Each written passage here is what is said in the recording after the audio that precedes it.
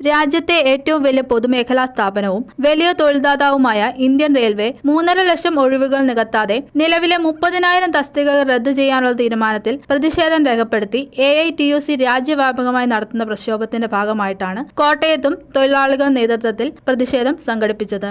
റെയിൽവേയുടെ സ്വകാര്യവൽക്കരണ നീക്കങ്ങൾ അവസാനിപ്പിക്കുക, പെട്രോൾ ഡീസൽ പാചകവാതക വിലവർധനവ് പിൻവലിക്കുക തുടങ്ങിയ ആവശ്യങ്ങൾ ഉന്നയിച്ചായിരുന്നു പ്രതിഷേധം. സമരം CPI ജില്ലാ secretary advocate VK Santhosh Kumar ഉദ്ഘാടനം ചെയ്തു. നിലവിലുള്ള 30,000-ഓളം ഒഴിവുകൾ വേണ്ടെന്ന് വെച്ചുകൊണ്ട് റെയിൽവേയെ കോർപ്പറേറ്റുകൾക്ക് കൊള്ളയടിക്കാൻ മോദി സർക്കാർ കൂട്ടുനിൽക്കുകയാണെന്ന് അഡ്വക്കേറ്റ് VK സന്തോഷ് കുമാർ ആരോപിച്ചു.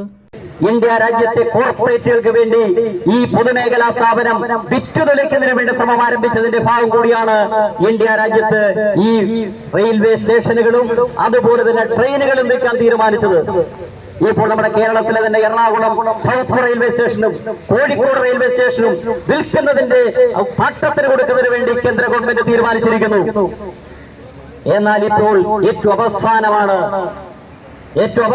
അവരിപ്പോൾ തീരുമാനിച്ചിരിക്കുന്നത്.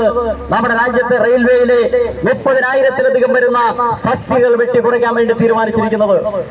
എന്തിനു വേണ്ടിയാണ് അവർ ഉന്നയിക്കുന്നത്? ഈ പൊതുമേഖലാ സ്ഥാപനങ്ങളെ തൊഴിലാളികളുടെ എണ്ണം കുറച്ചുകൊണ്ട് ആ തൊഴിലാളികളെ ഒന്നും നിങ്ങൾ ഏറ്റെടുക്കേണ്ടതില്ല.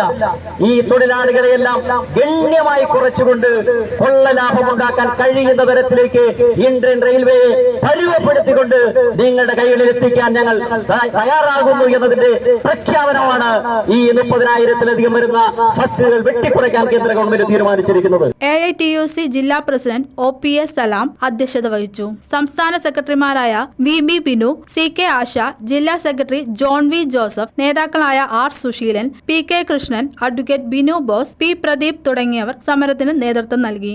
News bureau, Kottayam.